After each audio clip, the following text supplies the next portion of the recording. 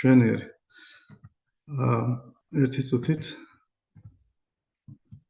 ანუ მე როგორც ჩვენი წინაკვირის საღამოს შეხვედრიდან თქვენ დაინახეთ, ჩემი მთავარი ამოსავალი საბოლოო ჯამში არის ის, რომ ჩვენ ეს ყველაფერი, სადაც ვართ, რაც ავირჩიეთ, რაც მოგვეცა, ეს გზა, რომ ვართ ჩვენი ამ დიდი, ასე ვთქვათ, გამოცდილების მქონე ეკლესიის შვილები, წევრები, ეს არ არის რაღაც შემთხვევითი რაღაც მოვლენა, ეს არის ნამდვილად ღვთისგანგებულების, ასე ვთქვათ, საიდუმლო და ეს არის პასუხი, ასე ვთქვათ, გამოცხადებასთან, რომელიც აი ეხლა ჩვენ უკვე ნელ-ნელა ვემზადებით და შევდივართ საშობაო მარხვაში. ანუ ის რაც ასე ვთქვათ, რასაც ვზეიმობთ 25 დეკემბერს 7 იანვარს, ეს არის ასე ვთქვათ, ღმერთის ყველაზე დიდი საბოლოო გამოცხადება, რაც შეიძლებოდა მომთარიყო და იმაზე მეტი აღარ მოხდება ჩვენი ასე ვთქვათ, კაცობრიობის ისტორიაში, ჩვენი რწმენის მიხედვით, მაგრამ ამ გამოცხადებას ყოველთვის ჭირდება სუბიექტი, ვინც მას ასე ვთქვათ, მერე პასუხობს. და ეს სუბიექტი საეკლესიო სწავლების თანახმად არის ეკლესია. საეკლესიო რწმენა და ეს ვართ ჩვენ, კრებული, ასე ვთქვათ. აი ეს არის ის ყველაზე მთავარი, რომელი ასე ვთქვათ, ურთიერთობის გამოცდილებაშიც შემდეგ იქნება ის შრეები, აი გერმანულად არის სიტყვა geschichte, ანუ ისტორია ნიშნავს, რომ შრეებად დალაგებული რაღაც ასე ვთქვათ, მოცემულობა. ხო, schicht არის ასე ვთქვათ, ფენა და geschichte არის უკვე წარსულში ნაწარმოები, ანუ ფენებად შემდგარი რაღაც. ანუ ეკლესიის ისტორიაც ეს არის შემდგარი სხვადასხვა ფენებისგან, სხვადასხვა მოვლენებისგან, რომლებიც საბოლოო ჯამში ადამიანისა და ღმერთის ურთიერთ ასე ვთქვათ, გამოცდილების ისტორია. ოდიშით აქ რაღაც მინდა რომ გადავიდე. კი. აი დაიხაზა რაღაც არ ვიცი რატომ. ნიკოლაი ბერდიავი ჩვენთვის ცნობილი არის, ის ამბობს შემდეგ ასეთ სიტყვებს, ისტორია ზოგადად რა არის ეკლესიის ისტორია. ისტორია სხვა არაფერია თუ არა მარადისობისა და დროის ღრმა ურთიერთქმედება, ურთიერთმიმართება ერთმანეთში, მარადისობის განუწყვეტელი პროექცია დროში. ანუ ეკლესიის ისტორია სწავლობს მარადისობის, ასე ვთქვათ, გამოვლინებებს დროში. თუ ქრისტიანობა უჩვეულოდ ისტორიულია, წერს ის, თუ ის ქმნის ისტორიას, ეს სწორედ იმიტომ, რომ ქრისტიანული ცნობიერებისთვის მარადიული დროში ხორჩესმული მოქმედებს. ანუ მას სურს აჩვენოს, რომ ეკლესიის ისტორია სწავლობს ასე ვთქვათ, მარადიულისა და დროებითის, ანუ ჩვენი დროის ურთიერთმიმართებას და ეს ცხადდება, ასე ვთქვათ, იესო ქრისტეში საბოლოო ჯამში ხორჩესმული მოქმედება, ეს არის სიტყვა ლოგოსი, რომელმაც შემდგომ დატოვა ასე ვთქვათ, თავისი ეკლესია მოციქულების საშუალებით. ზოგადად შეგვიძლია ვთქვათ, რომ ეკლესიის ისტორია გვასწავლის ღმერთის დროში მოქმედების, მისი ადამიანთან შეხვედრისა და მასთან ურთიერთობით მიღებულ გამოცდილებას. ღმერთი მოქმედებს სამყაროში და ის მოქმედებს ჩვენში, შენში და ჩემში. ეს არის ის ასე ვთქვათ, დოგმა, შეგვიძლია ასე დავარქვათ, რომელზეც შემდგომ დგას მთელი ჩვენი ცნობიერება და სამწუხაროდ ბოლო საუკუნეში და დღეს ღმერთის მოქმედება სამყაროში, ღმერთის მოქმედება სოფელში კითხვის ნიშნის ქვეშ დადგა, დაისვეს, მათ შორის დასავლელ მეცნიერებში, ღვთისმეტყველებში, რაც დიდი გამოწვევაა ჩვენთვის. ამიტომ ჩვენ არ მიყვებით მათ კარნახს, არამედ გვწამს დღემდე ისევ მართლმადიდებლები ვჩებით იმ პოზიციაზე, რომ ღმერთი მოქმედებს სამყაროში, ის მოქმედებს ისტორიაში და ამას ასახავს ეკლესიის ისტორია. როგორც უკვე თაზომ ახსენა, ესე იგი ჩვენი ასე ვთქვათ, სფერო ძალიან დიდია, ბუნებრივია ჩვენ ყველა თემას ვერ გავივლით დღეს ამ შეხვედრაზე. ზოგადად ეკლესიის ისტორია სწავლობს, მოიცავს რა თქმა უნდა რწმენის გავრცელებას, მისიონერობას, ეკლესიის მოციქულების პირველ ყოვლისა, შემდგომ ეკლესიების დაფუძნებას, ამ დაფუძნებაში ჩვენ უკვე გამოვყოფთ დღეს ეკლესიის ისტორიკოსები ორ დიდ ასე ვთქვათ სფეროს. ეს არის პირდაპირი დაფუძნებულობა ეკლესიის და არაპირდაპირი დაფუძნებულობა ეკლესიის. მაგალითად, პირდაპირი დაფუძნებულობა არის ის, როდესაც უშუალოდ იესოს მოციქული ფიზიკურად შედის რომელიმე ტერიტორიაზე და ის აფუძნებს ასე ვთქვათ ეკლესიას, საეკლესიო სტრუქტურა იქნება და იბადება, მერე დროთა განმავლობაში იხვეწება ეს. და მეორე ეს არის ასე ვთქვათ, არაპირდაპირი დაფუძნებულობა, მაგალითად ამერიკის კონტექსტი რო ავიღოთ, იქ რა თქმა უნდა მოციქული არ ყოფილა, მაგრამ იმ მოციქულთა მიერ დაფუძნებული ეკლესიიდან წაღებული სამოციქულო სუქცესია, ანუ მოციქულთა უწყვეტი ჯაჭვის მემკვიდრეობა, რასაც ჩვენ ამას ვეძახით, ხო, ეპისკოპატი, ასე ვთქვათ, იერარქია, მდელი ეპისკოპოსი, დიაკვანი, ეს სტრუქტურა, როდესაც გადადის, ასე ვთქვათ, რომელიმე არაქრისტიანულ ადგილზე და იქ იქნება ეკლესია, ამას ჩვენ ვუწოდებთ არაპირდაპირ დაფუძნებულობას. ამიტომ ეს ორი მთავარი რაღაც შეგვიძლია ვიცოდეთ, რომ ის თუმცა ამას დიდი მნიშვნელობა არ აქვს მაცხოვნებლობით ან სოტერიოლოგიური გაგებით. ნებისმიერი ეკლესია რომში, ეკლესია ანტიოქიაში, ალექსანდრიაში და იერუსალიმში, რომლებიც პირდაპირ დაფუძნებული არის მოციქულთა მიერ, იგივე ასე ვთქვათ შინაარსს და მასწავლებლობით ხარისხს ატარებს, როგორც ეკლესია, რომელიც მაგალითად დაფუძნდა სხვადასხვა მაგალითად იაპონიაში, გვიან ან ჩინეთში, ან ამერიკაში და ასე ან ევროპის რომელიმე ადგილას, სადაც უშუალოდ უფლის მოციქული არ ყოფილა, მაგრამ სამოციქულო კათედრიდან წაიღეს ასე ვთქვათ ეს იერარქიული ასე ვთქვათ ეს მონაცემი, რასაც ქვია და გადავიდა იქ და დაფუძნდა ეკლესია. შემდგომ ერთ-ერთი დიდი თემა, რომელსაც ეკლესიის ისტორია სწავლობს, ეს არის თავად წმინდა წერილის ჩამოყალიბება საეკლესიო ავტორიტეტის შუქზე. ამას მე ხაზს ვუსვამ და დღემდე ასე ვთქვათ ვერ ვგებულობ, ამას სულ ვამბობ ხოლმე სტუდენტებთან, ეს არის ჩემი პირველი კითხვა, როდესაც კანონის ასე ვთქვათ წმინდა წერილის კანონზე ვსაუბრობთ.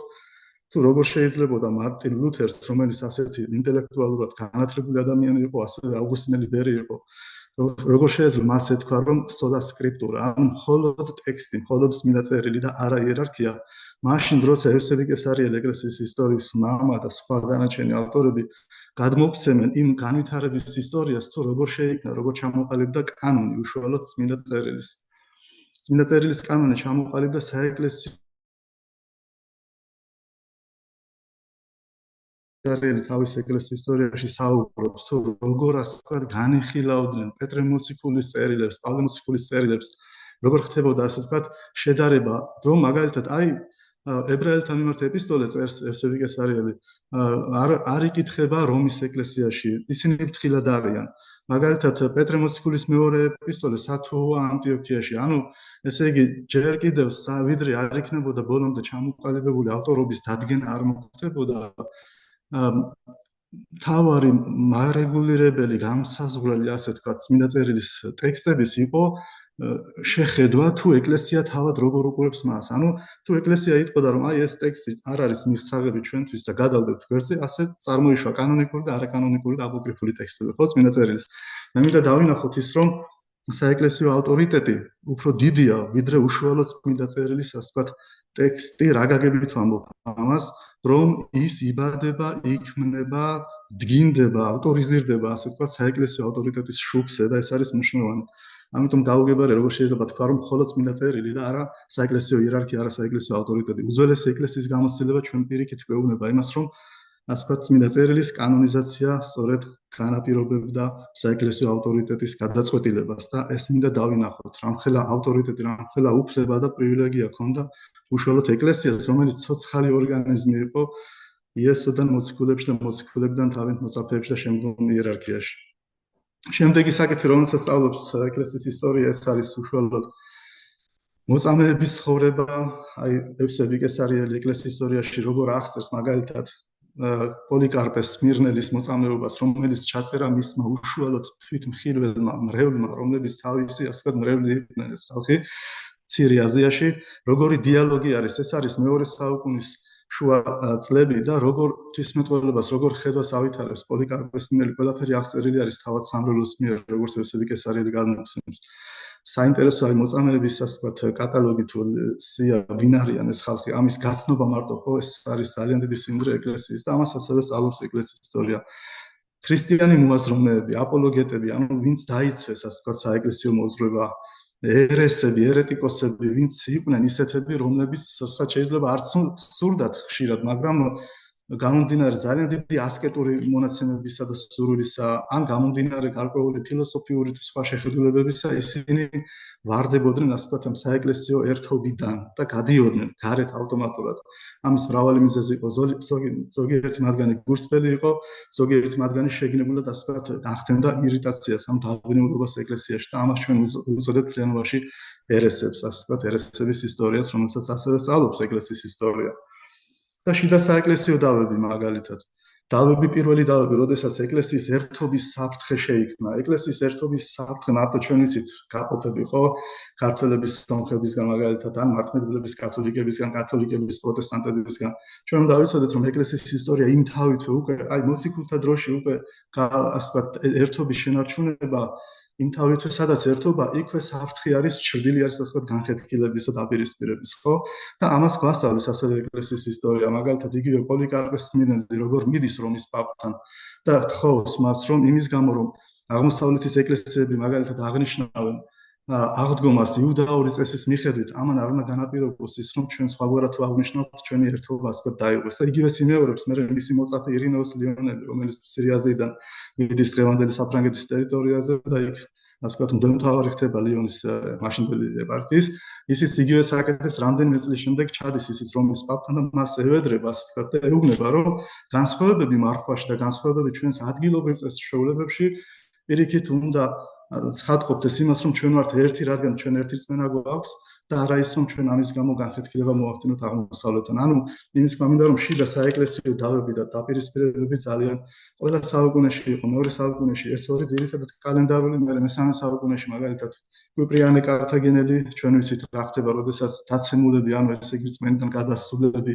შემდგომ ბრუნდებიან, როგორ იქცევა, როგორ უნდა მოიქცეს ეკლესია, უნდა მოუნათლოს ეს ხალხი თუ არ უნდა მოუნათლოს. ამაზე დიდი დავა და მსჯელობა არის კვიპრიანე კართაგენელსა და რომის პაპს შორის იგივე და ასე შემდეგ. ასევე ერთ-ერთი მთავარი თემა, რომელსაც ეკლესიის ისტორია სწავლობს, ეს არის სამონასტრო ცხოვრება, სამონასტრო ცხოვრების დაწყება, მიზეზები ამისა, ევსები კესარიელი არა, მაგრამ განსაკუთრებით სოზომენი ლაპარაკობს ამ შესახებ, თუ რა იყო მიზეზი იმისა, რომ ასე სწრაფად დაიწყოს სამონასტრო ცხოვრება. თუმცა ევსები კესარიელი გვაჩვენებს ჩვენ, რომ ებრაული ტომები, ასე ვთქვათ, უკვე ალექსანდრიაში იყვნენ, ცხოვრობდნენ უდაბნოებში, რომელსაც ეწოდებოდათ თერაპევტები და ისინი, ასე ვთქვათ, დღე და ღამ წმინდა წერილის კითხვას და მედიტაციას უძღვნიდნენ თავიანთ, ასე ვთქვათ, მოღვაწეობას. ისინი არ იყვნენ ქრისტიანები, მაგრამ ამის შესახებ საუბრობს ფილონ ალექსანდრიელი, რომელსაც ევსები ისესხებს, მაგრამ შემდეგ, ასე ვთქვათ, ქრისტიანი მოღვაწეები უდაბნოებში ხედავენ ამ, ასე ვთქვათ, იუდაურ ჯგუფებს, რომლებიც ეგვიპტის უდაბნოებში არიან და მათგან ძალიან ბევრ რამეს ღებულობენ. ასევე ის თუ როგორ ქრისტიანობა მიიღო იუდაური და სხვა, ასე ვთქვათ, წესები ზოგიერთი და არა ყველა ბუნებრივია, ამას სწავლობს ეკლესიის ისტორია და გამიჯნობს და განასხვავებს მათ ერთმანეთისგან.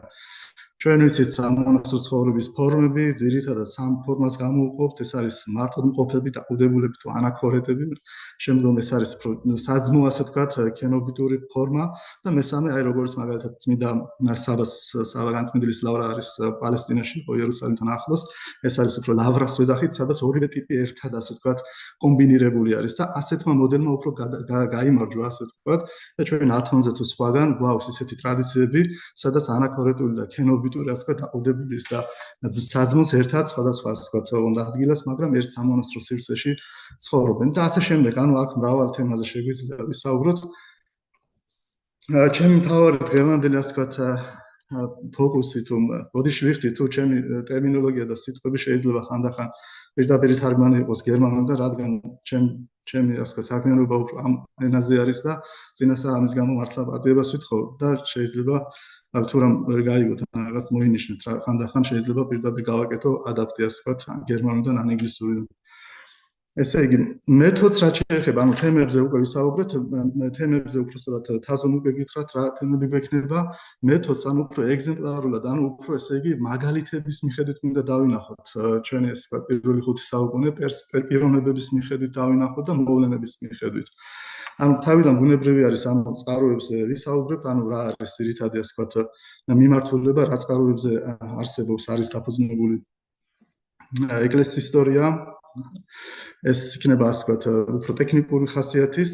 მეორე რაც მინდა დავინახოთ, არის საეკლესიო რწმენის ინტელექტუალური პასუხისმგებლობა, თუ რა მომენტში, როდის ასე ვთქვათ, ჩნდება და იბადება ის აუცილებლობა, რომ ქრისტიანები ხედავენ, რომ არა მარტო კარიტატიული, ან ესე იგი მოწყალებითი და სოციალური რაღაც დახმარების, ასე ვთქვათ, ვალდებულებებია მათი საქმიანობა, არამედ არის რაღაც მომენტი ეკლესიის ისტორიაში, როდესაც ქრისტიანები ხვდებიან, რომ ჩვენ უკვე სხვა გზა არ გვაქვს, თუ არ დავიწყეთ ახლა იმ რწმენის არტიკულაცია და გამოხატვა და ჩამოყალიბება ლიტერატურულად, რომელიც გწამს. ამას დავინახავთ კონკრეტული მაგალითის მიხედვით. და შემდეგი თემა იქნება ეკლესიის სამოციქულო წარმომავლობა უშუალოდ, მისი ასე ვთქვათ, სახეცვლილებები, რა არის ეს სამოციქულო წარმომავლობა, შემდეგ როგორ ხდება იმპერატორის ასე ვთქვათ, კონსტანტინოპოლში ამის გააზრება და რა მეორე ასე ვთქვათ, ფორმატი შეიძლება არსებობდეს, თუმცა ეს სადავო საკითხია დღემდე, მაგრამ ამას სწავლობს ასევე ეკლესიის ისტორია.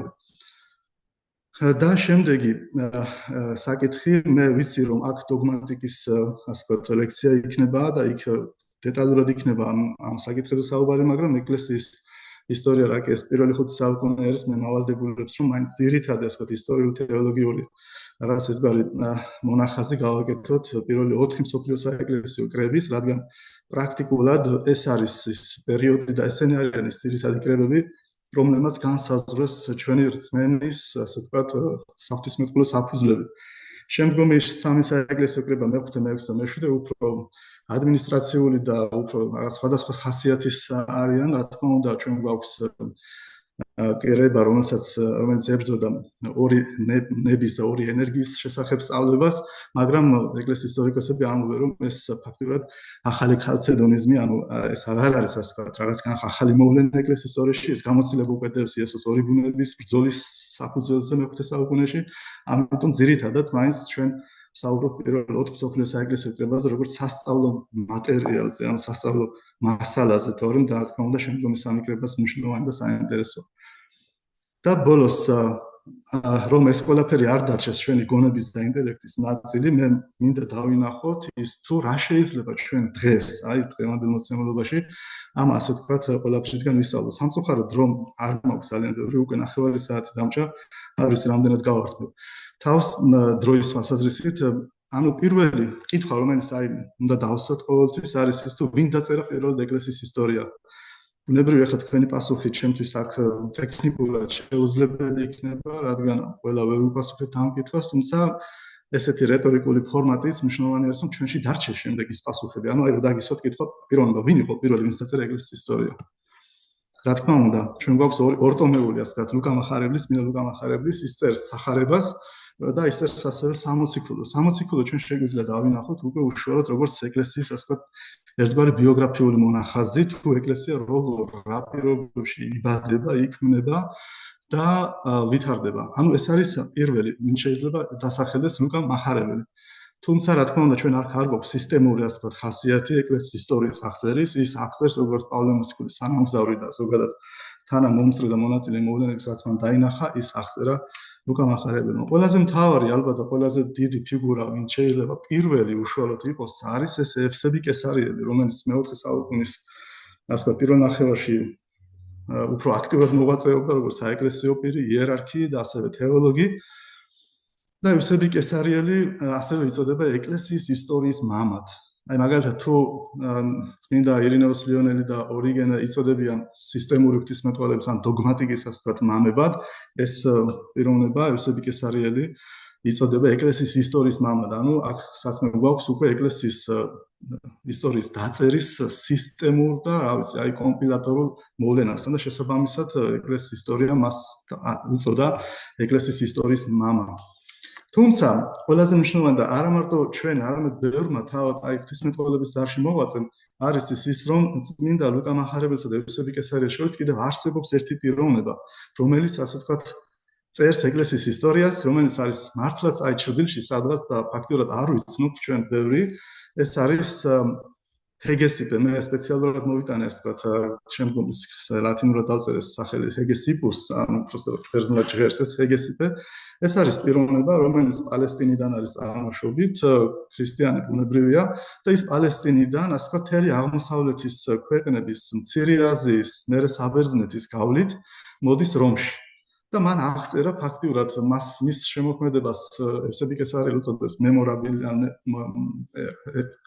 გახსენებებს.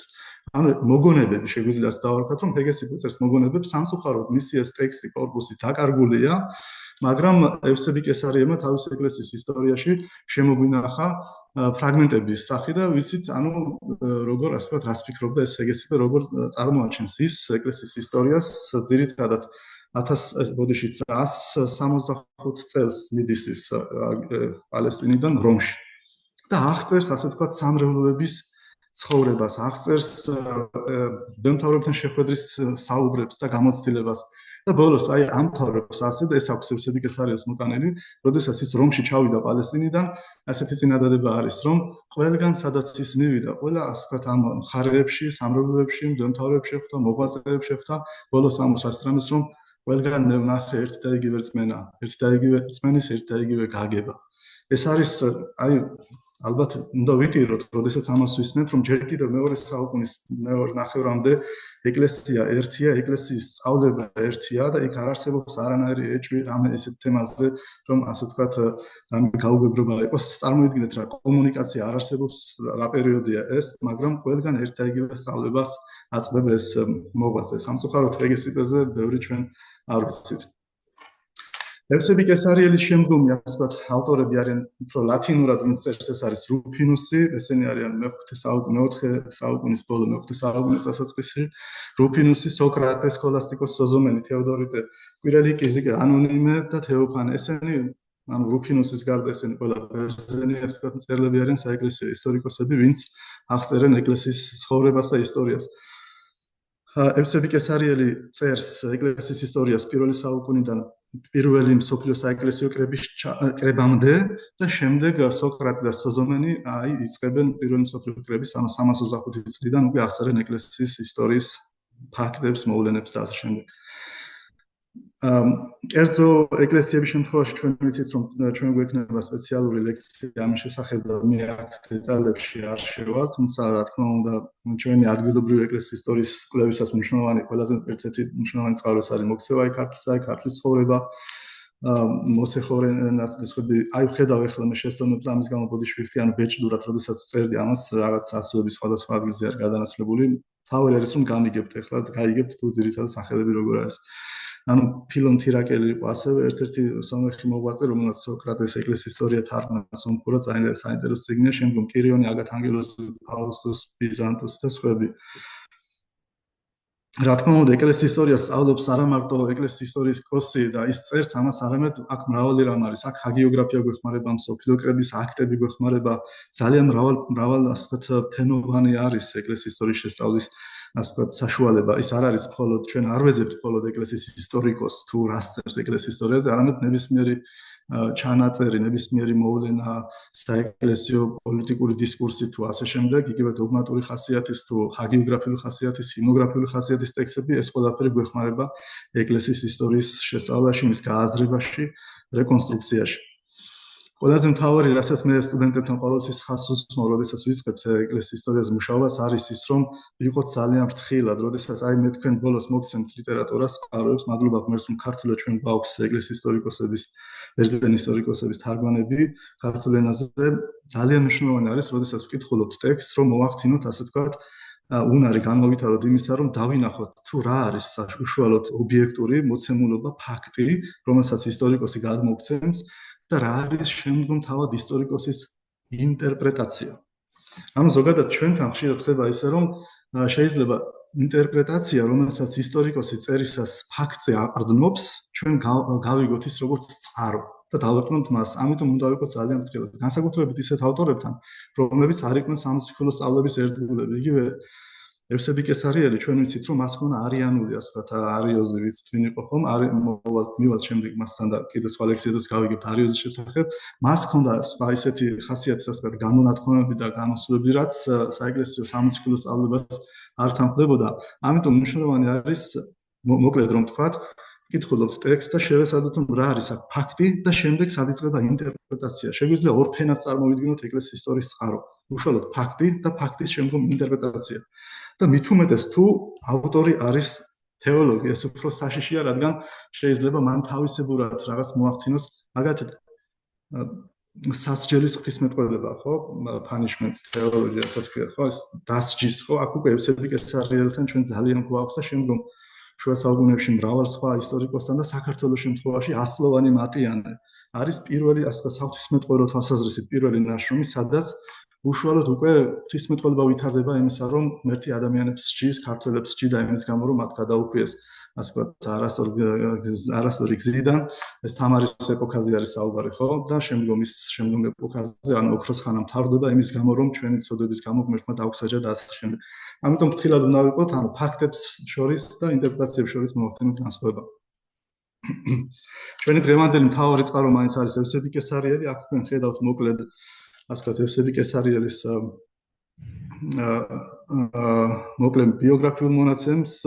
ის იყო მოწაფე პამფილესი, რომელიც იყო თავად პამფილე ორიგენე ალექსანდრიელის მოწაფე, ეს ის სკოლა და ევსები კესარიელი იწოდება ასევე კომპილატორად, რადგან მან ფაქტიურად თუ რამ სადმე ხელი მიუწვდებოდა ბიბლიოთეკებში გაძებნა ყველა მასალა და ერთ წიგნად, ასე ვთქვათ, ერთ კრებულში გადმოსცა, რომელსაც ქვია ისტორია ეკლესიასტიკა, ანუ ეკლესიის ისტორია, და ეს შედგება 10, ასე ვთქვათ, წიგნად. გარდა ამისა, მას ეკუთვნის ასევე კონსტანტინე დიდის ცხოვრება, რომელიც 4 წიგნად შემოგვჭა ჩვენ ვიტა კონსტანტინე, ანუ ცხოვრება კონსტანტინესი. წეგან ვახსენოთ, რომ ევსები არის ეკლესიის მამად წოდებული და მას ძალიან დიდი გავლენა აქვს ზოგადად არა მარტო ეკლესიის ისტორიის შემდგომ, ასე ვთქვათ, ტრადიციებში, არამედ ღვთისმეტყველების და რა ვიცი, ანუ ძალიან დიდი მოაზროვნე იყო, ძალიან ენერგიული ადამიანი იყო და ამავდროულად საეკლესიის ეპისკოპოსი იყო და პლუს საეკლესიო პოლიტიკაში ძალიან დიდი, ასე ვთქვათ, ჩვენთვის ნეგატიური როლი აქვს ნათამაშები, რადგან ის არის თავარი ფიგურა, ვინც დაარწმუნა კონსტანტინე დიდი წმინდა ათანასე ალექსანდრიელის წინააღმდეგ, რომელმაც მრავალგზის, ასე ვთქვათ, შევიწროება და გადასახლება განიცადა და გადაიარა. ეს ვიცით, ეს ისტორია რა მოხდა მაშინ ამ დოგმატების შესახებ, უпроსტად ამაზე იქნება საუბარი მოგვიანებით. საინტერესო ჩვენთვის არის ის, რომ ევსების არ ყავს წინამორბედი თავის საქმეში და ის პირველივე წიგნის პირველივე პარაგრაფში ამბობს, რომ ჩემი განზრახვა აქედანვე ითხოვს, რომ კეთილგანწყობილმა მკითხველმა მომიტევოს, ვაღიარებ, რომ ჩემს ძალას აღემატება დანაპირების სრულად და დანაკარგის გარეშე შესრულება, რადგან პირველი ვარ, ვინც ახლა შევდივართ ამ საკითხში და ვიწყებთ როგორც რამ უკაცრიელ და უვალ გზაზე სვლას. ღვთისგან ვითხოვთ გზამკვლევს და უფლის ძალის შეწონას. ნუ ასე შემდეგ. ანუ ხედავთ, რომ ევსები პირველია, ვინც ფაქტურად ეკლესიის ისტორია უნდა დაწეროს. ეს არ არის ადვილი საქმე და ეს მისთვის ცხადია. ამიტომ ასე ვთქვათ, ეს გვეუბნება იმას, რომ პრაქტიკულად პირველ წყაროსთან გვაქვს საქმე, როდესაც ევსები კესარიელს ვკითხულობთ.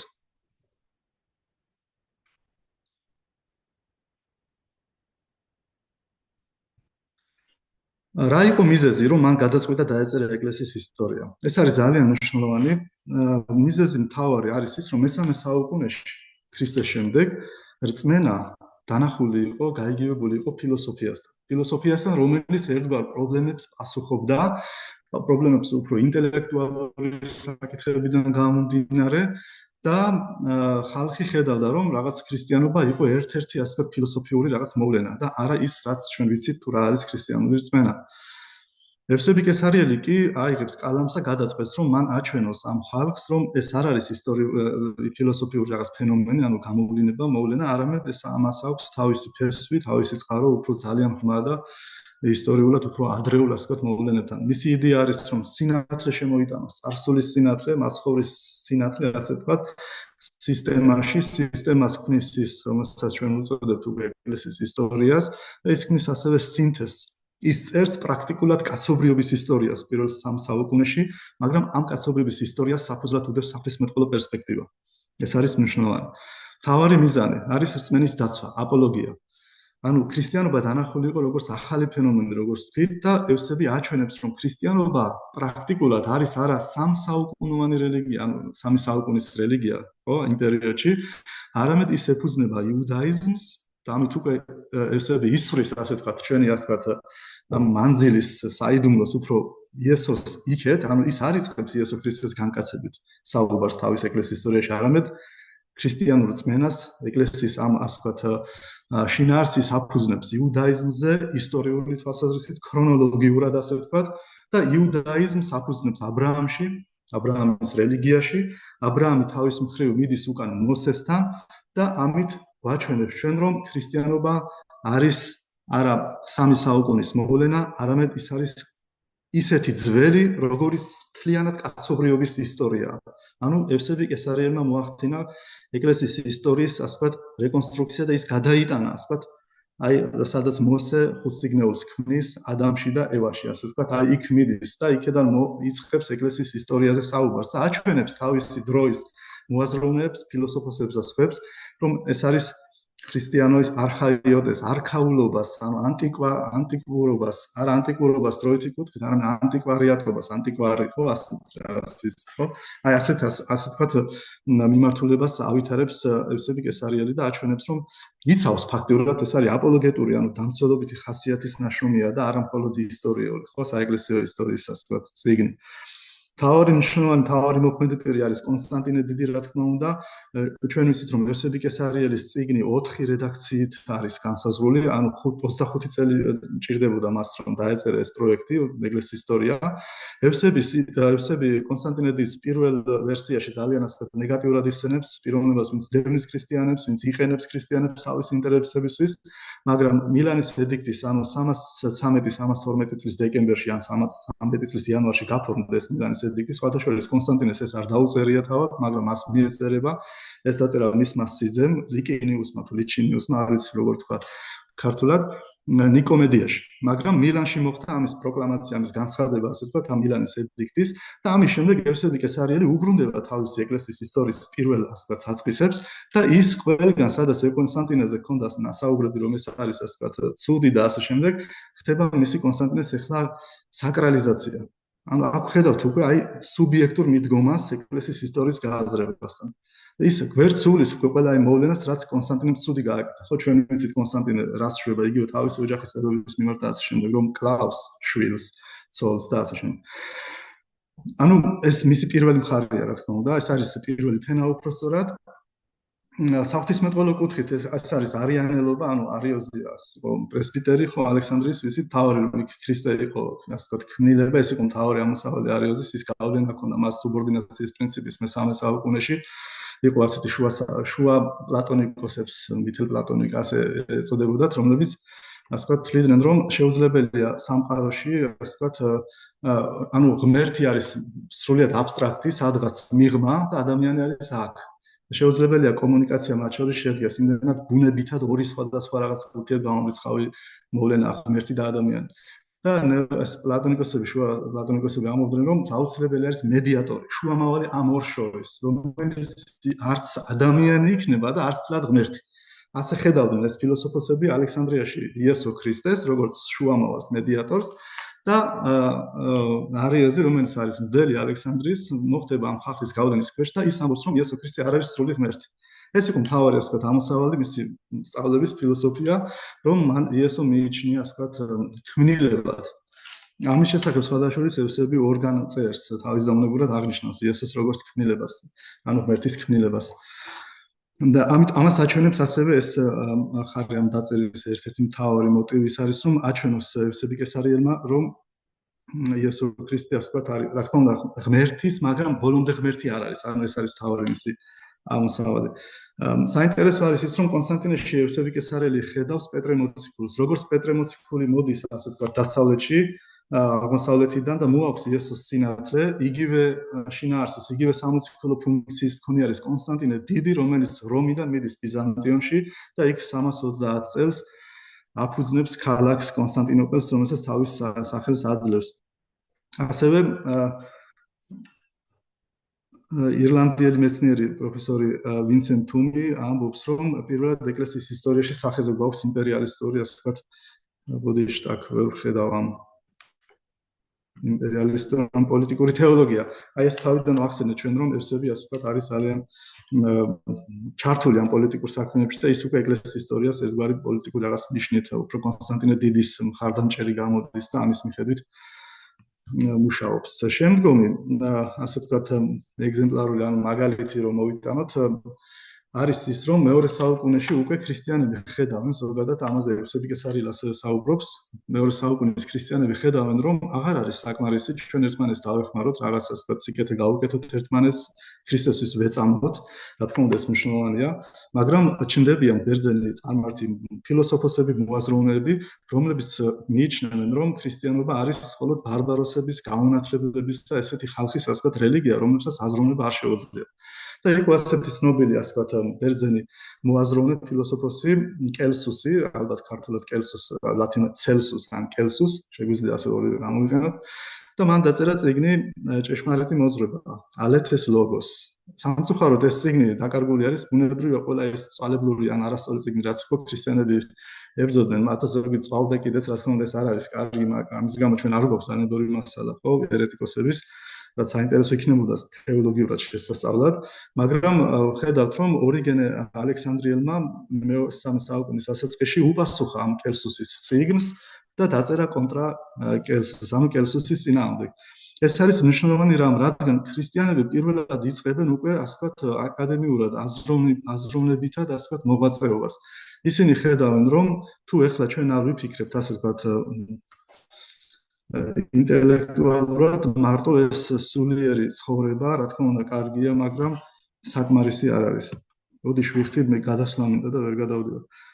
ანუ კელსუსის დასკვნა არის შემდეგი, რომ ქრისტიანულ რწმენას მხოლოდ გამართლებები ფლობენ. ეს არის ფრაგმენტი, ასე ვთქვათ, მისი გამოთქმიდან და ორიგენი ალექსანდრიელი სისტემურად პირველად ეკლესიის ისტორიაში აყალიბებს ქრისტიანული მოძღვრების საფუძვლებს. მე აქვე მინდა მოკლედ სკოლიო ასე ვთქვათ გავაკეთო, ჩვენთვის რომ ორიგენი ალექსანდრიელი რამდენიმე გზის იქნა მსოფლიო საეკლესიო კრებების მიერ ასე ვთქვათ უარყოფილი და ასე შემდეგ, მაგრამ მისი რა თქმა უნდა აქ არ საუბრობ იმ შეხედულებებზე, რაც მას ჰქონდა იგივე ანგელოზების შესახებ და ასე შემდეგ, არამედ საუბრობ ზოგადად პრინციპზე, ანუ ეკლესიის ისტორია ჩვენ აჩვენებს, რომ პირველმა ქრისტიანმა მოაზროვნეებმა აკადემიურად, ინტელექტუალურად ასევე გამკვლელობა მოახდინეს იმ წარმართ და სხვა ფილოსოფოსებზე, რომლებიც თავს დაესხნენ ეკლესიას, ასე რომ ვთქვათ, და მოინდომეს მისი ასე ვთქვათ მისი დამცირება, შეიძლება ასე ითქვას.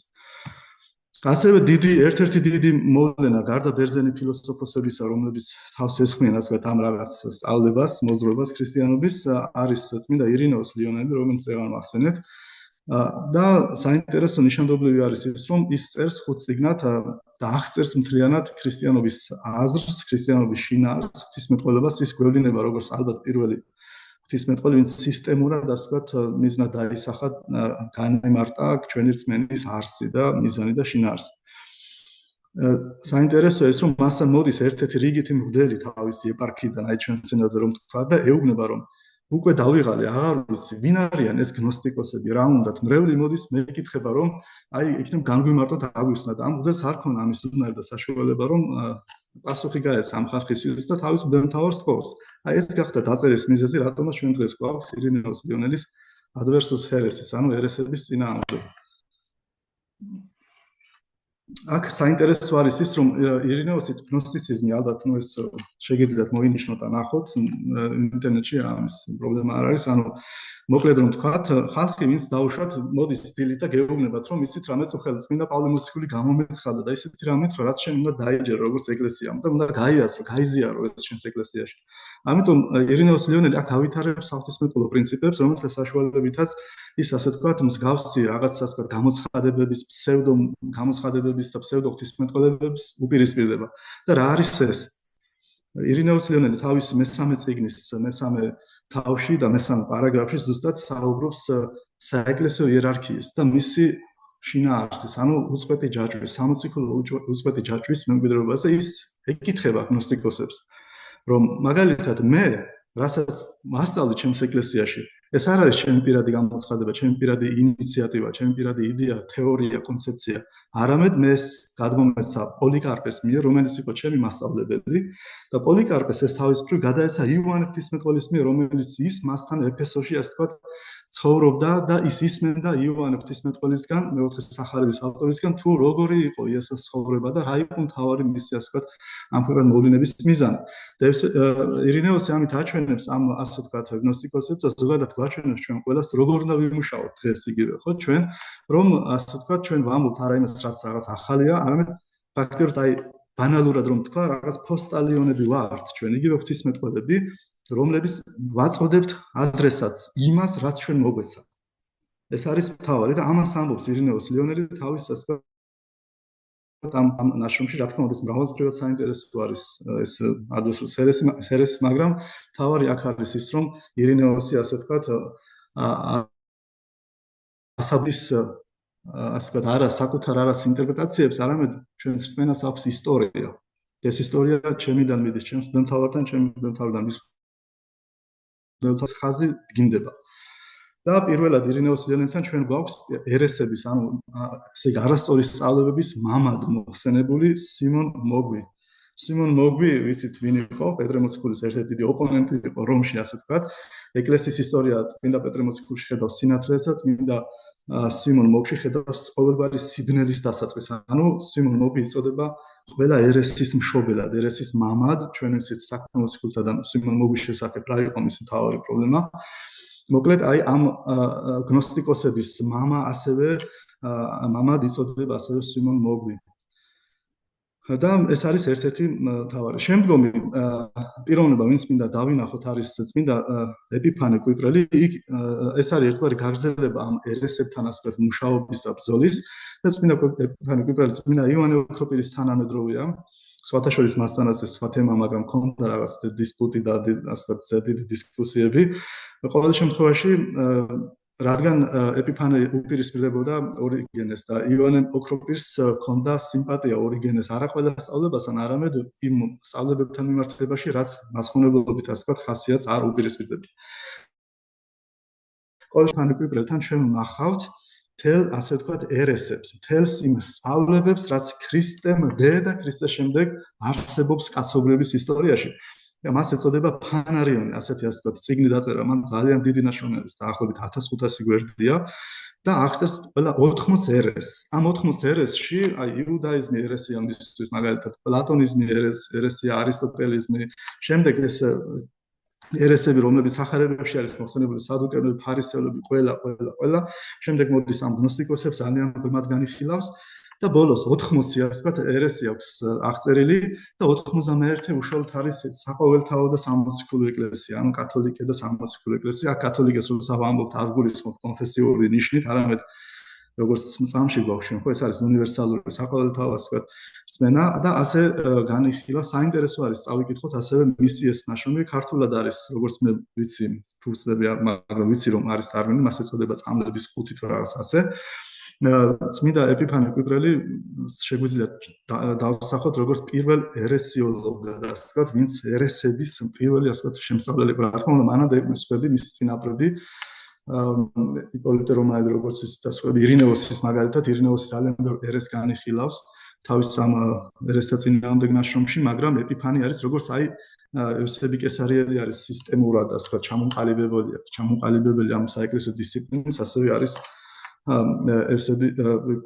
ეპიფანე კვიპრელი ერესებთან მიმართებაში. სამწუხაროდ მე სწრაფად უნდა წავიდე წინ. ეხლა მინდა დავინახოთ თუ რამ გადაარჩინა ქრისტიანული რელიგია. რა გვქონდა ჩვენ პირველ საუკუნეში, რა გვქონდა ჩვენ მეორე საუკუნეში, მესამე საუკუნეში, რა გააჩნდა ქრისტიანობას, ასე ვთქვათ, მილანის ედიქტამდე, რა გააჩნდა ქრისტიანობას ზოგადად სახელმწიფო რელიგიად გამოცხადებამდე რომის იმპერიაში. რა გვქონდა ჩვენ? აი ნებისმიერ ჩვენ საკუთარ თავს რომ ვკითხოთ, აი რა ქონდათ მათ? რა იყო მათი საყრდენი? რა იყო მათი კაპიტალი? ეს არის მნიშვნელოვანი საკითხი, რომელსაც ასევე სწავლობს ეკლესიის ისტორია. ჩვენ აქ ხედავთ, ასე ვთქვათ, პატარა ის გავაკეთე, რაღაც მოცემულობა უფრო ვიზუალიზაციისთვის, რომ დავინახოთ რა, ასე ვთქვათ, კონტექსტში, რა მოცემულობაში იბადება ქრისტიანობა, როგორც ასე ვთქვათ, უკვე ამსარებლობა, როგორც რელიგია. პირველი დიდი ეს არის იუდაიზმი. მეორე არის წარმართული სამყარო, პაგანიზმი და მესამე არის ბერძნული მითოლოგია, ბერძნული ფილოსოფია. ელინისტური, ასე ვთქვათ. წარმოიდგინეთ ამ სამი დიდი სამყაროს, ამ სამი დიდი მონსტრის, ასე ვთქვათ, რომელიც განსაზღვრავს საზოგადოების, აზროვნების, პოლიტიკის, ყველაფრის, ასე ვთქვათ, მიმართულებებს. ამ კონტექსტში ახალი რაღაც მოდის, რომელიც თავის თავს არკვევს, რომ აღარ არის ეს იუდაური რაღაც სექტა და მიმართულება, არამედ ეს არის ცალკე რელიგია. ჩვენ ვიცით ეს სად მოხდა, ამის ფიზიკურად, ასე ვთქვათ, ისტორიულად გამიჯვნა ანტიოქიაში ეწოდათ. იესოს მიმდევრებს, აი ამ მოციქულთა ჯგუფს, ასე ვთქვათ, პირველად ქრისტიანები და აქ იწყება მათი, ასე ვთქვათ, აღმასვლა და წინსვლა. და ჩვენ გვაქვს აი თორა, ანუ ხუთსიგნეული მოსესი, რომელიც დევს და ამაზე არის აგებული მთელი ეს იუდაური მიმართულება. აქეთ მთელი ფილოსოფიური სამყარო, რომელიც აზროვნების კუთხით ძალიან ძლიერია და ვინ გაუმკლავდება მათ, ქრისტიანებს ეს არ შეეძლოთ თავიდან და წარმართული, ასე ვთქვათ, ეს სამხედრო და პოლიტიკური ელიტა, რომელიც მართავდა, ასე ვთქვათ, რომის იმპერიას. აი წარმოვიდგინოთ ამ სიტუაციაში, ასე ვთქვათ, მოხდა ჩვენი რწმენის კრისტალიზაცია, ჩვენი რწმენის, ასე ვთქვათ, არა მარტო გადარჩენა, არამედ ჩამოყალიბებაც კი. და შეიძლება დავსვათ კითხოთ, თუ რა არის ამის, რა იყო ამის მიზეზი, ხო, რამ განაპირობა ეს? ჩვენი ერთ-ერთი დიდი, ასე ვთქვათ, თანამედროვე მეცნიერი ისტორიკოსი არის ქრისტოფ მარკშის, რომელიც გერმანელი ეკლესიის ისტორიის მკვლევარი არის და მან გამოკვეთა 7 მიზეზი იმისათვის, რომ ეჩვენებინა თუ რა განმარტოებელი საფუძვლები იყო იმისა, რომ ქრისტიანობა საერთოდ გადარჩა, ვიდრე ის გახდა ასეთ უკვე წამყვანი რელიგია თავად რომის იმპერიაში მე-4 საუკუნის ბოლოს. პირველი, ასე ვთქვათ, მიზეზი, რომელსაც ის ამბობს, არის ის, რომ ქრისტიანები იყვნენ ძალიან, ასე ვთქვათ, იმდენად საინტერესო ხალხი, რომ ისინი გავლენას, შთაბეჭდილებას ახდენდნენ არაქრისტიანებზე. კერძოდ, მოწამეობის, მისიონერების, იგივე მერე ბერების, ეპისკოპოსების უშუალო და უბრალო მოღვაწე ესეთი ხალხი იყვნენ ესენი, რომ იწვევდა ამ არაქრისტიანებში, ასე ვთქვათ, სიმპათიას. ეს იყო ერთ-ერთი მიზეზი, რომელსაც გამოგცემს ქრისტოფ მარკსის ჩვენ არ გიხსენებია, მე სულ და ძალკე გამომიყვეს, მაგრამ ყველაფერს ვერ მოახერხებდი. იუსტინე მოწამე, იუსტინე ფილოსოფოსი და მისი ესა დიალოგი, მისი მიდგომა, მისი მსჯელობა ბედუინების შეიხის ასპე ბეთურს, ამას ვწერ სპეციალურად ასე, რომ ქართულად არ ვიცი, შესაძლოა არ მინდა დავუშვათ, როგორ შეიძლება გამოვხატო, დავწერო. ასპე ბეთურს, ეს იყო შეიხი, ასე ვთქვათ, ბედუინების, რომელიც იყო საინტერესო ეს დიალოგი, ზოგადად საინტერესო, სადაც ჩნდება ეს პირველი, ასე ვთქვათ, კატეგორია მიზეზი ქრისტიანობის, ასე ვთქვათ, გადარჩენის, შეიძლება ასე რომ დავარქვა, შეიძლება რომ ასე დავარქვა. მეორე, ეს არის ის, რომ ქრისტიანობა თავისი მარტივი სწავლებით ასევე იყო გასაგები. ჩვენ დღეს ღვთისმეტყველებს თეოლოგიის სფეროში გვინდა რაც შეიძლება ისეთი ტერმინოლოგია და ისეთი სისტემები განავითაროთ, რომ თავად დავიკარგებით მე ამ ყველაფერში და ვიბნებით და აღარ ვიცით თუ რა სადავიწყეთ და სად უნდა დავამთავროთ. ეს არ ქონდათ პირველ ქრისტიანებს, ისინი იყვნენ ძალიან მარტივი. ანუ სიმარტივე სწავლების, ეს არის მნიშვნელოვანი კატეგორია, რამაც ასე ვთქვათ, ასევე სიმპათია არაქრისტიანებს შორის. მესამე, ეს არის თავად ქრისტიანული ღვთისმეტყველების გავლენა ძველ ინტელექტუალებზე.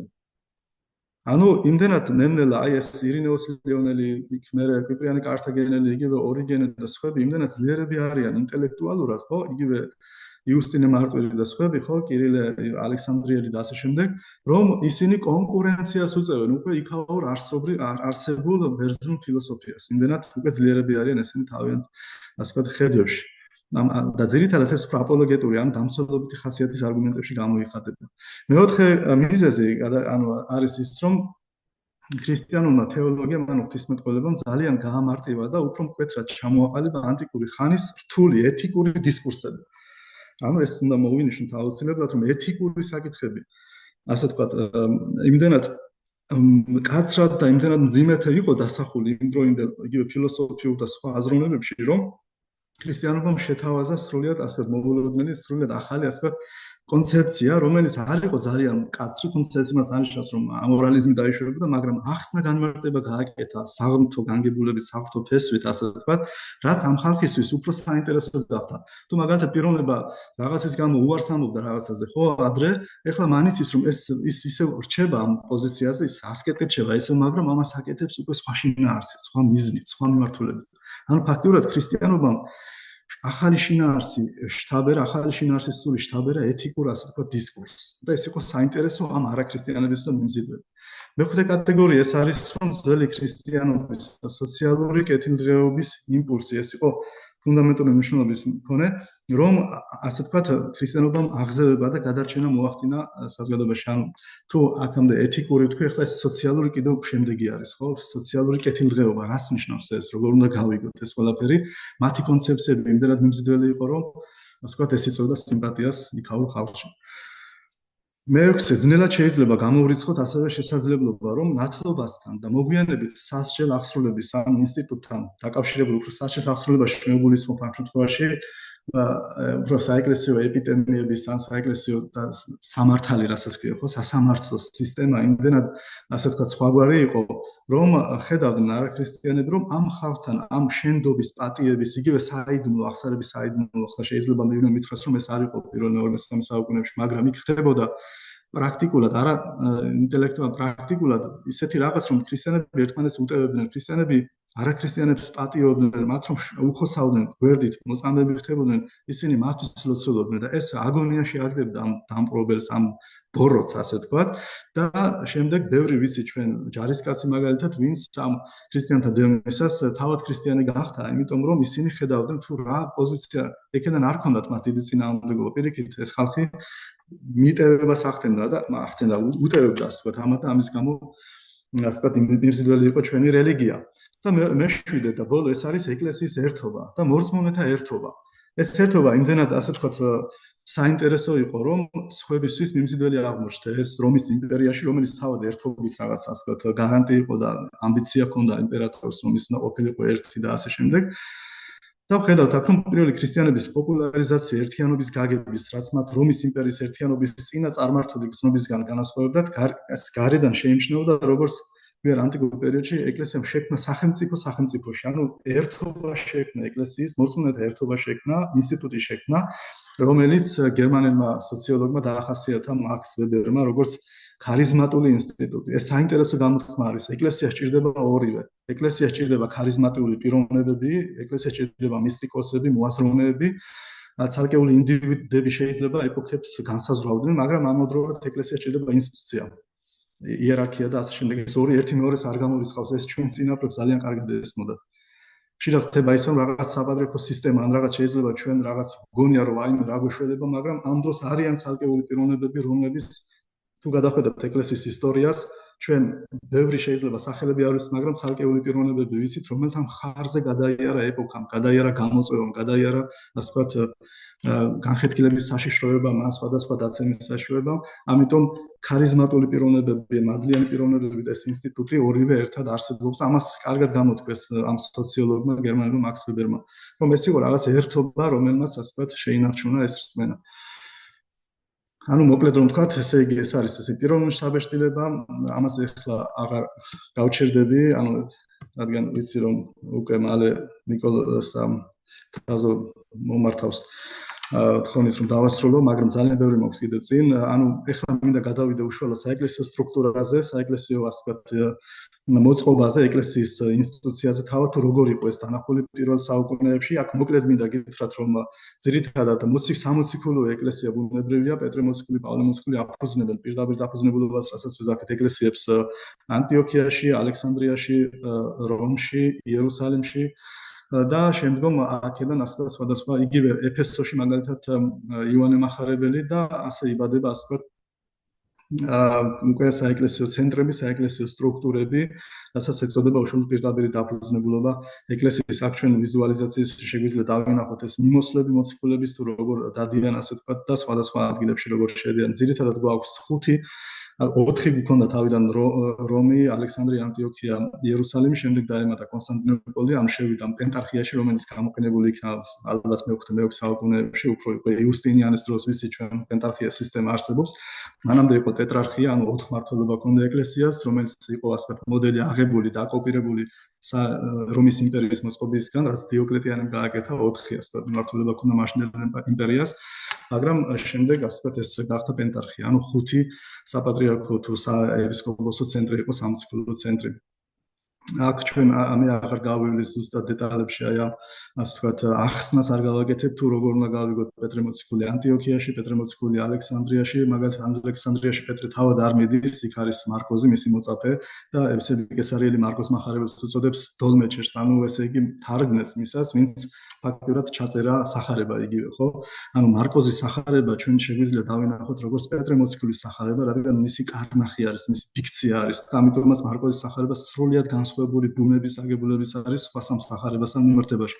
ეს გამოწვეული ხდება პეტრე არის უშუალოდ ავტორი ამის, მაგრამ მარკოზ მახარებელი იწერს ამ ყველაფერს. ანტიოქიაში ვიცით რომ პეტრე მოციქული ფიზიკურად არის იქ, მას აქვს ერთგვარი სახესაც. ამათი ასევე პავლე მოციქულთან ამ წინადაცვითილობისა, წინადაცვითილობის შესახებ და ზოგადად უკვე ორიგენე და ნეტარი ეროვნებები ვიცით რომ პეტრე მოციქული იწოდება ანტიოქიის პირველ მღვდელმთავრად, თუმცა უნდა მოახდინოთ განსხვავება მღვდელმთავარსა და მოციქულს შორის. მოციქული დადის მისიონერია, მღვდელმთავარი კი ერთ კონკრეტულ ადგილზე არის პასუხისმგებელი თავის სამწყოს, მაგრამ პეტრე მოციქულში უკვე ეს შემდგომი გვიანდელი ავტორები ხედავენ ასევე მღვდელმთავარს. თუმცა ეს სხვა თემა გამადის.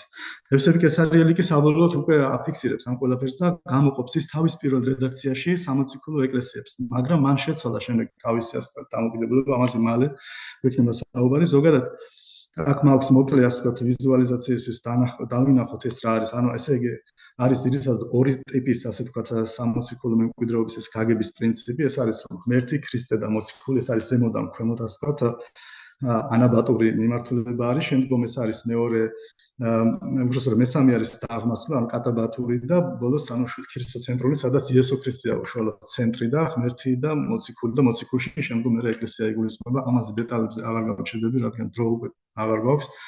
წმინდა კვიპრიანე კართაგენელი ამას შემდგომ მე შემიძლია ეს გამოგიგზავნოთ, ვისაც გაინტერესებს და გაინტერესებთ ან მე დავუბრუნდეთ ამას იგივე დიალოგის კითხვა-პასუხის დროს რო გადავალთ. ანუ როგორ ისმის კვიპრიანე კართაგენელს ასე ვთქვათ სამოციქულო მემკვიდრეობა, ეს არის ერთი ღმერთი, ერთი ქრისტე, ერთი ეკლესია, ერთი კათედრა და ეს კათედრა არის პეტრე, ერთი ტრაპეზი, ერთი მღვდლობა. მეორეს მხრივ ერთი ქვემოდან, ეს არის ზემოდან ქვემოთ და ქვემოდან ზემოთ არის ერთი სხეული, ერთი სული, ერთი იმედი, ერთი მოწოდება, ერთი უფალი, ერთი წმინდა, ერთი ნათლობა, ერთი ღმერთი.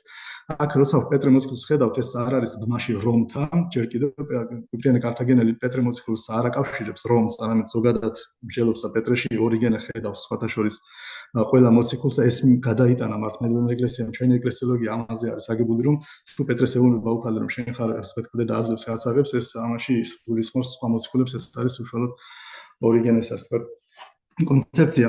რაც შეეხება ახლა ამ ასე ვთქვათ ორ ურთიერთგამომრიცხავ ეკლესიოლოგიას, ანუ ჩვენ ვიცით, რომ ევსები კესარიელმა შეცვალა თავის დამოკიდებულება, რადგან იმპერატორმა დაუშვა ქრისტიანობა და სხვა ასე ვთქვათ წარმართული რელიგიები რომის იმპერიაში თავისუფლად გამოაცხადა და ჩვენ გვყავს ერთი ირლანდიელი ღვთისმეტყველი, მორალის ღვთისმეტყველების პროფესორია, მაგრამ მკვლევარი არის ათანასე ალექსანდრიელის და ევსები კესარიელის. მან დაწერა ნაშრომი, სადაც მსჯელობს ასე ვთქვათ ორი ეკლესიოლოგიის შესახებ. და რა არის ეს ორი ეკლესიოლოგია? პირველი ეს არის უშუალოდ რომელიც ევსები კესარიელს აქვს თავის პირველ ვერსიაში, რედაქციაში უშუალოდ მოციქულთა მიერ დაფუძნებული ეკლესია და მეორე ეკლესიოლოგია არის კონსტანტინოპოლში იმპერატორი აფუძნებს თავის ასე ვთქვათ საიმპერატორო ეკლესიას, რომელსაც როგორც მკვლევარები ვხედავ და ხედავენ, არ აქვს თავისი პირადი მოციქული. ანუ ანდრია მოციქულის იდეა კონსტანტინოპოლის საპატრიარქოში მე-8 საუკუნეში ასე ვთქვათ შექმნილი თეორია არის, რომელიც დაუპირისპირეს ლათინებს, რადგან დაიძაბა ბერძნებს და ლათინებს შორის დისკუსია და ლათინებმა თქვეს, რომ ჩვენ ვართ პეტრე მოციქულის ეკლესია, პეტრე მოციქული ყველასთვის პასუხისმგებელი არის მთელს მსოფლიოში და მაშინ უთხრეს ბერძნებმა ლათინებს მე-8 საუკუნეში, რომ არა ჩვენ ვართ ანდრია მოციქულის და იოანეს სახარების მიხედვით ანდრია მოციქულს მიყავს პეტრე იესოსთან და ამის გამო ის არის პირველწოდებული. ხოლო იოანეს სახარებაში არის ეს მოკლედ რა ვთქვათ გადმოცემული. ამის შესახებ მკვლევარი მსჯელობს თავის ნაშრომში, შემიძლია ეს მოგაწოდოთ, ინგლისურად არის აუყოვნთ და გერმანულად. აქ უკვე ჩვენ ვისაუბრეთ, ესე იგი რა არის ეს პირველი ეკლესიის სამოციქულო დაფუძნებულება, ეკლესიის რომელიც უშუალოდ იმპერატორის მიერ დაფუძნდა, იმპერატორის როგორც ბოლო ინსტანცია, ანუ კონსტანტინოპოლის საპატრიარქოში, ანუ ძირითადად თავის დროზე უпростоრად იმპერატორი განსაზღვრავდა ყველაფერს და ის იღებდა, ანუ ის რო წამოვიდა რომიდან, ამ რომის ეპისკოპოსის ერთგვარი ავტორიტეტი, ერთგვარი რაღაც ნაწილი იმ ავტორიტეტობის თან წამოიღო ამ ბიზანტიაში, რომელიც კონსტანტინოპოლად აქცია და აფუძნა იქ ქალაქი. ამის შესახებაც მოკლედ მინდოდა მეჩვენებინა, რომ გვაქვს ასე ვთქვათ სამოციქულო ეკლესია და იმპერატორის მიერ დაფუძნებული, რომელმაც ჩვენთან შემდეგ ძალიან დიდი ავტორიტეტი მოიპოვა ბიზანტიის აღმოსავლეთში და რა თქმა უნდა ესეც სამოციქულო არის იმ გაგებით, რომ მას აქვს საეკლესიო იერარქია ჩვეულებრივად და ის ასე ვთქვათ მასწავლებლებითი კუთხით არ განსხვავდება სხვისგან. თუმცა ეკლესიის ისტორიკოსები და თეოლოგები განასხვავებენ ორ მხრივ ასე ვთქვათ სამოციქულო პირდაპირ დაფუძნებულობას და არაპირდაპირს. ევსები კესარიელი ახდენს კონსტანტინეს საკრალიზაციას, ამაზე ქონდა საუბარი. როგორც ქრისტიანი იმპერატორი, სამოციქულო ეკლესია ხდება რომის იმპერიის ეკლესია უკვე. ევსები მის თანამოაზრეებს სურთ იმპერატორზე გავლენა მოახდინონ და ამას ახერხებენ კიდეც მისი მეგობარი ასევე ევსები ნიკომედიელი, რომელიც ნათლავს ბოლოს სიკვდილის წინ კონსტანტინე დიდს, რომელიც სპარსეთში მიდიოდა კონტრაქტის გასაფორმებლად. ესენი არიანული ასე ვთქვათ მიმართულების, რომელსაც უპირისპირდება წმინდა ათანასე ალექსანდრიელი. ამის შესახებ მოკლე ასე ვთქვათ საუბარი უკვე ჰქონდა. სუბორდინაციაზეც ჰქონდა საუბარი, ორიგენეს გავლენა იყო აქ ძირითადად იგივე ამ არიოზე და ამ მიმართულებაზე. ეხლა გადავიდეთ ძალიან მოკლედ სოფლიო კრებებზე, ამაზე ცალკე მერე იქნება საუბარი. მთავარი საღვთისმეტყველო მიმართულება არის ის, რომ ამ კრებამ იესო ქრისტეს ღმერთობა განსაზღვრა იმით, რომ იქ ითქვა სიტყვა ჰომოუსიოს, ანუ ერთ არსი მამისა. ამან გადაწყვიტა ყველაფერი და ეს არის დიდი დამსახურება არის აქ საეკლესიო მოღვაწეების იგივე ათანასე ალექსანდრიელის. მეორე მსოფლიო საეკლესიო კრება ადგენს ყოვლადწმინდა ღვთისმშობლის ასე ვთქვათ ღმერთობას, მაგრამ გაიმარჯვა აქ ბაწმინდა ბასილი დიდმა, რომელმაც დაწერა და სპირიტუ სანქტუ ამ წმინდა სულიწმინდის შესახებ. საინტერესო არის ის, რომ რა თქმა უნდა სულიწმინდაც როგორც ზეღმერთი, ისე სულიწმინდაც არის თანაარსი მამის. ჩვენ ეს წამს, მაგრამ წამსში ეს არ მოხდა ამის შეტანა, რომ კიდე ახალი გაუგებრობები და პრობლემები არ შექმნილიყო სულიწმინდასთან მიმართებაში. ამიტომ წმინდა ბასილი დიდმა ძალიან დიდი სიბრძნე გამოიყენა, რომ გადაარჩინა ეკლესია კიდე ახალ რაღაცას ვთქვათ გაურკვევლობას და ის ამბობს, რომ რომელიც მამისა თანა და ძისა თანა თაყვანისცემების და ედიდების. ანუ მათ იგივე ესმოდათ როგორც ზეღმერთი თანასწორი მამისა, ხო ეს ჰომოუსიოს, ასევე სულიწმინდაც იგივე ღმერთია, ხო ამის პროკლამაცია მოხდა კრებაზე, მაგრამ სიბრძნე იყო ის, რომ ბასილის პოზიცია, ბასილის ფორმულა, ასე ვთქვათ, მამისა თანა და ძისა თანა თაყვანისცემების ედების, აი ესე გაფორმდა ეს მეორე მსოფლიო კრებაზე, ანუ სულიწმინდის ღმერთობა დადგინდა აქ. მესამე კრებაზე ხდება ასე ღვთისმშობლის შესახებ მის მსჯელობა თუ ვინ არის ის არის ის ადამიანის მშობელი, ანთროპოთოკოს, ქრისტეს მშობელი, ქრისტეთოკოს თუ ღმერთის მშობელი. ну ახლა ვიცით რომ ის რომ იყოს ადამიანის მშობელი, მაშინ ჩვენი ხსნა უკვე აღარ არის შესაძლებელი, მარტო ქრისტეს მშობელის არ არის საკმარისი, ამიტომ კირილე ალექსანდრიელმა აქ საბოლოოდ გაიმარჯვა თავის ანათემატიზმებში და რა თქმა უნდა რომის ეკლესიის დახმარებით ერთად ასე ვთქვათ იმუშავეს იმაზე, რომ საბოლოო ჯამში ნესტორი ასე ვთქვათ იქნა გააძევებული ეკლესიიდან და წარმოიშვა აღმოსავლურ სირიული ეკლესია ნესტორიანელობის სახით, რომელიც დღეს გვაქვს. მეოთხე მსოფლიო კრება მუშაობს უშუალოდ იესო ქრისტეს დეფინიციაზე, ანუ მისი ღმერთობა, მისი კაცობა, ანუ კაცობრიობი და ღვთაებრივი ბუნებების შესახებ. აქ საინტერესო არის ის, რომ რომის პაპი წმინდა ლეონი, ასევე რომელიც ჩვენთან არის წმინდა, ანუ მართლმადიდებელ ეკლესიაში, ეს მე-5 საუკუნის წმინდანია, ის ადგენს ასე ვთქვათ ტექსტ, ქრისტოლოგიურ ტექსტს. მე ვფიქრობ, რომ ამაზე გვექნება ჩვენი შემდგომ საუბარი, როცა მე ვისაუბრებ თქვენთან ქრისტოლოგიაზე, რომ წავიკითხოთ და მოვისმინოთ რა არის ეს ტექსტი. საინტერესოა, რომ დღემდე სომხეთის სამოციქულო ეკლესია მაგალითად, როდესაც იქ მღვდელი იკურთხება, მღვდელმა უნდა წაიკითხოს სია იმ სწავლებლების ანათემატიზმების შესახებ, რომლებიც აი ასე ვთქვათ, სომხური ეკლესიის სწავლებას არ ეთანხმება, ხო? და საინტერესო რომ ერთადერთი დოკუმენტი, არა პიროვნება, არამედ ტექსტი, რომელიც უნდა მოხდეს, რომელიც ანათემატს უნდა მოხდეს სამღვდელო კანდიდატის მიერ სომხურ ეკლესიაში, ეს არის ეს წერილი წმინდა პაპ ლეონ დიდის, კონსტანტინოპოლის პატრიარქ სავიანეს მიმართ, თომას ლეონის, ასე ვთქვათ, და ეს საინტერესო ამაზე ჩვენ გვექნება მე საუბარი. მოკლედ, აქ ვასრულებ, არ ვიცი, რამდენად გამოვიდა ეს ყველაფერი, რამდენად ასე ვთქვათ, ძალიან მოკლედროა მინდა გითხრათ. სიამოვნებით გავაკეთებდი ერთთლიან კურსს, რომ წნარად გაგველო ეს ყველაფერი. ეხლა მე მინდა ეს ყველაფერი გავიაზროთ ისე, რომ არა რაღაც მოვისმინეთ, ხოლმე არამედ ეს რას გვეუბნება ჩვენ დღეს და რა პასუხისმგებლობა გვაქვს ჩვენ ქრისტიანებს, ასე ვთქვათ, ამ ყველაფერში. რა უნდა ვისწავლოთ ჩვენ დღევანდელი ლექციიდან, ამ დღევანდელი საუბრიდან. პირველი არის ის, რომ რწმენას, ქრისტიანულ რწმენას ჭირდება გონებრივი, ინტელექტუალური საზრდო. ჩვენ ეს დავინახეთ მე-3 საუკუნეებში. ჩვენ ჭირდება განათლებული და სიწმინდით ცხოვრები, იერარქია და ღვთისმეტყველები. რომ არ ყოფილიყვნენ ეს ხალხი მოწამეები და წმინდანები, მაშინ მათ სიტყვა ზალა არ ექნებოდათ. ეს ჩვენ უნდა ვისწავლოთ დღეს იერარქიამ, ღვთისმეტყველებმა და საერო პირებმაც, მათ შორის მერლმა, რომ ასე ვთქვათ, ჩვენი იდენტობა არის არა ამ ქვეყნიურ ძალაუფლებაში, რომელსაც კარნახობს დროდადრო რაღაც სხვადასხვა ინსტანცია, არამედ იმ ნათლობის ძალაში, რომელიც მოგვენიჭა ღმერთისგან. ეს არის პირველი და მთავარი ერთ-ერთი ასევე. მეორე არის ის, რომ ჩვენ მართლმადიდებლური რწმენა იყოს პატრისტიკული, ანუ სამოციქულო და მამათა მიერ ასე ვთქვათ, გააზრებული რწმენა და ის თავიდან უნდა აღმოვაჩინოთ. უნდა დავეუფლოთ იმ პრინციპებს, იმ მეთოდებს, რაც განსაზღვრავდა ჩვენი პირველი ქრისტიანების იდენტობას, რწმენის საქმით ერთგულება, როგორც მისი გადარჩენის გარანტია. სულიერი ვულკანური ენერგია იყო ეს, ანუ ენდოგენური რაღაც ენერგია ჰქონდათ ამ ქრისტიანებს, რომელთაც ისინი მართლაც ხიბლავდნენ მე არაქრისტიანულ სამყაროს.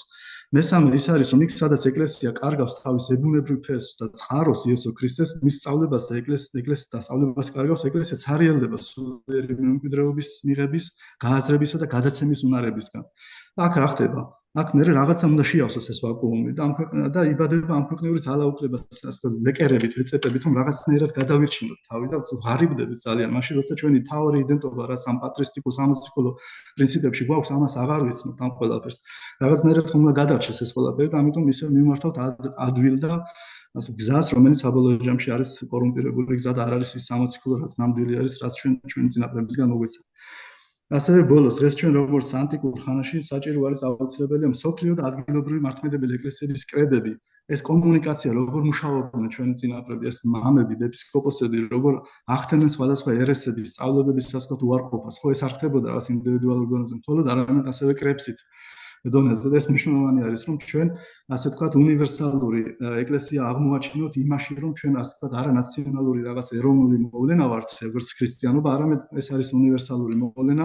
ამის გარანტია არის მსოფლიოს საეკლესიო კრება და ასე ვთქვათ ინტერმართლმადიდებლური შეხვედრები, ურთიერთობები, რაც გამოგვიყვანს ჩვენს ვიწრო ნაციონალური შეხედულებებისგან და გვაქცევს ისევ იმ ეკლესიად, რომელიც ჩაფიქრებული ქონდა იესო ქრისტეს და რომელიც აი იცხოვრეს მოციქულმა და მოციქულთა მემკვიდრეებმა.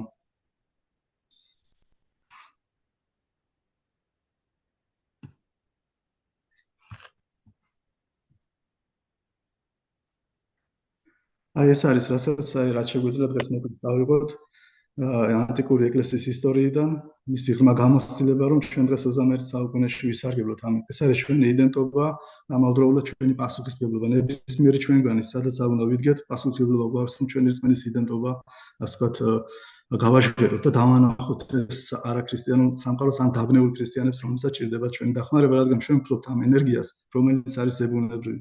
ამის აღმოჩენა და ამით ცხოვრება არის ძალიან ლამაზი რაღაცა. ცვლის ჩვენს შინაარსს და ჩვენს სიცოცხლეს. დიდი მადლობა ყურადღებისთვის.